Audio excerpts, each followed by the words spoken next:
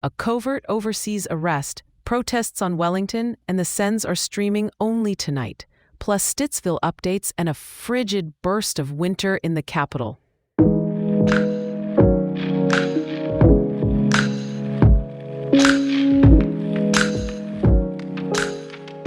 Weather check for Ottawa. Expect a high near minus 12 degrees Celsius and a low around minus 19, with snow at times.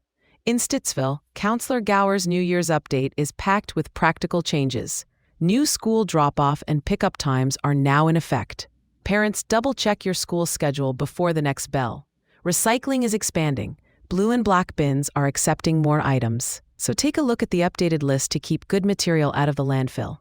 There's also a monthly calendar of commemorative dates for various religions and cultures posted on the Councillor's site, a small tool that can make workplaces and classrooms more inclusive. Hydro heads up. The top 5 common causes of power outages in Ottawa have been shared. Worth a scan as we move through peak winter. OC Transpo's 3-year accessibility plan aims to reduce barriers for people with disabilities. We'll be watching how technology, including AI-driven tools, might support that work.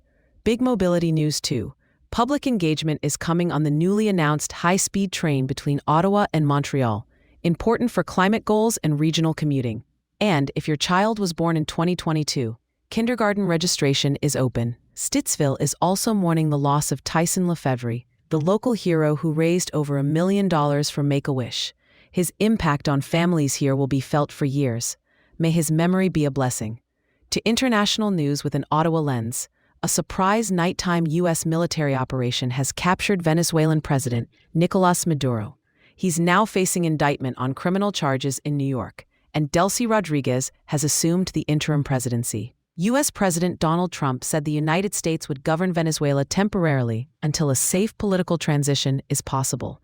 The global response is split. Some leaders condemn the move as a breach of sovereignty, others welcome the end of Maduro's rule. Markets were jittery but resilient. Oil prices swung on the news while precious metals surged. Asian and European stocks held up despite the uncertainty. Here at home, protesters gathered in downtown Ottawa with divergent views, some calling for Canadian support of Venezuelan self-determination and for the U.S. to back off. Others focusing on the opportunity for democratic renewal. Prime Minister Mark Carney's office condemned Maduro's regime and emphasized an opening for Venezuelan democracy. Venezuela's High Court has recognized Delcy Rodriguez as interim president. We'll keep following how this unfolds diplomatically and economically, given its potential to touch energy prices and migration patterns. On the broader economic front, Canadians are stepping into 2026 under financial strain. Costs continue to rise in housing, groceries, and energy, which is squeezing household budgets across Ottawa as well. It's a reminder that efficiency measures, whether weatherizing a drafty home or opting for lower-emission transit as it expands, carry both climate and cost benefits over time. Related to trade and industry, U.S. tariffs are pushing Canada's lumber sector toward the metric system. The shift away from imperial could streamline operations and ease cross-border adjustments. For builders and renovators in our region, that may eventually mean clearer specs and potentially fewer conversion headaches in supply chains. It's a small but telling sign of how policy can ripple from mills to job sites, and how standards, data, and even AI planning tools can reduce waste and costs. Senators fans, a quick programming note. Tonight's Monday Night Hockey matchup against the Detroit Red Wings is airing exclusively on Prime, no traditional TV channels.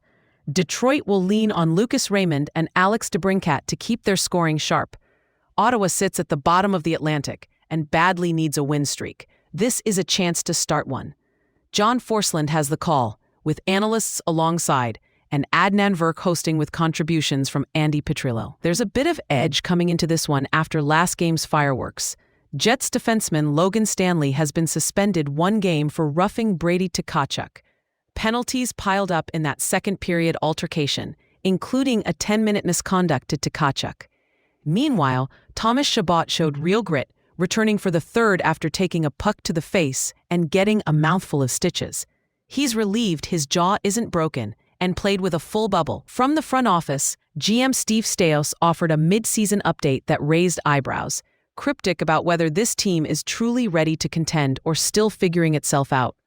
The question hanging over the season, are the Sens progressing or stalling?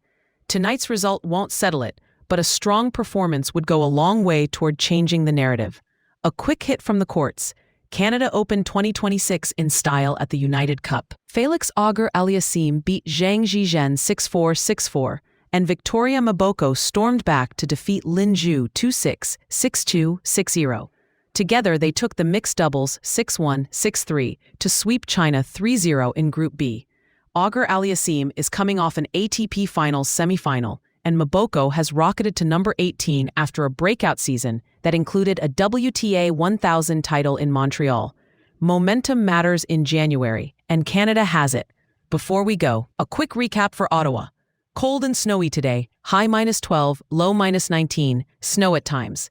Stittsville, new school drop-off, pickup times, expanded blue-black bin lists, accessibility work at OC Transpo, public engagement coming for Ottawa, Montreal high-speed rail, kindergarten registration open, and a community farewell to Tyson Lefebvre.